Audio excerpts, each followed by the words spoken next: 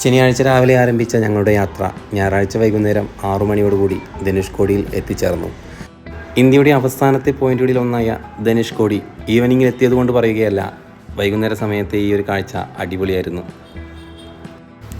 പണ്ടുകാലത്ത് ഇവിടെ നിന്ന് നോക്കിയാൽ ശ്രീലങ്കയുടെ ലൈറ്റ് ഹൗസും കാണാമായിരുന്നു അത്രേ. വെള്ളത്താൽ ചുറ്റപ്പെട്ട ഈ ഒരു ഭാഗത്തേക്കുള്ള റോഡ് 2016 നന്നാക്കിയെടുത്തത്. സൂര്യൻ അസ്തമിക്കുന്നതിന് മുമ്പ് തന്നെ ഫോട്ടോസുകൾ എടുക്കുന്നതിൻ്റെ തിരക്കിലാണ് എല്ലാവരും. ഞങ്ങളും 2 കടലുകളും തമ്മിൽ ചേരുന്ന ആ ഒരു പോയിന്റിലേക്ക് നീങ്ങി. സദാസമയം തിരകൾ വന്നടിക്കുന്ന ഇടതുഭാഗത്തുള്ളത് ബംഗാൾ ഉൾക്കടലും വലതുഭാഗത്തായിട്ടുള്ള ഇന്ത്യൻ മഹാസമുദ്രവും. ഇന്ത്യൻ മഹാസമുദ്രം ശാന്തനായിരിക്കുമ്പോൾ തൊട്ടിപ്പുറത്ത് ബംഗാൾ ഉൾക്കടൽ തിരയടിച്ചുകൊണ്ടേയിരിക്കും.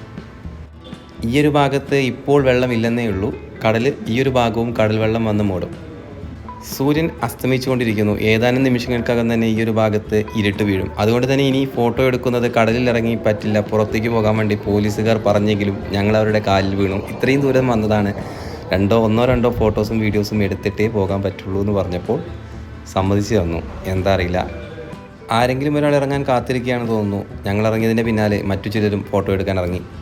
അങ്ങനെ ഇരുട്ട് മൂടുന്നതിന് മുമ്പ് തന്നെ ഞങ്ങൾ അവിടെ നിന്നും തിരിച്ചു. ഇനി മധുര വഴി മൂന്നാറിലേക്ക്. ഇന്ന് രാത്രി മധുരയിലാണ് സ്റ്റേ. 225 കിലോമീറ്റർ 3 മണിക്കൂർ കൊണ്ട് ഞങ്ങൾ ഓടിയെത്തി.